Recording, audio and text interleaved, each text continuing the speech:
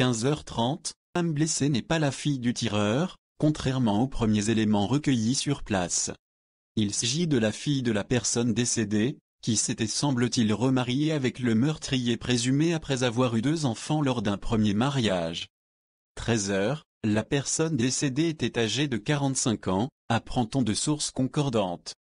La jeune femme gravement blessée et très sérieusement touchée à un bras est âgée de 21 ans. Son compagnon est plus légèrement atteint.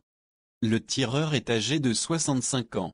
Il a été légèrement blessé à la tête, probablement lorsque des témoins sont intervenus pour le maîtriser.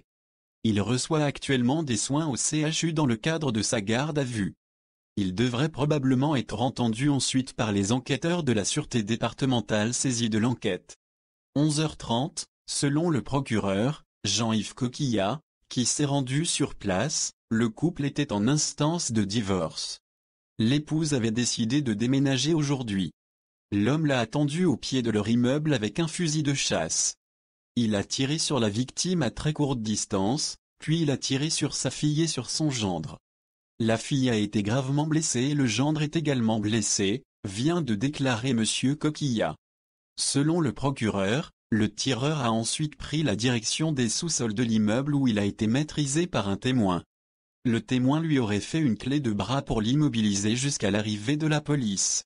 11h10, le tireur est un homme de 65 ans.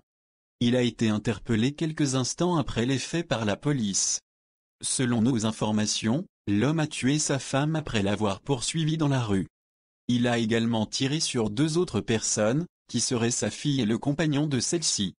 Blessés, ces 2 personnes ont été évacuées par les secours. 10h45, une fusillade a éclaté vers 10h15 sur l'avenue Jean Perrot, à Grenoble, à hauteur de la rue Malifaux.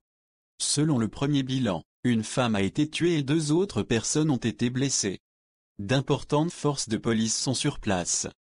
Il s'agit très probablement d'un drame familial qui a débuté dans un appartement et qui s'est poursuivi dans la rue.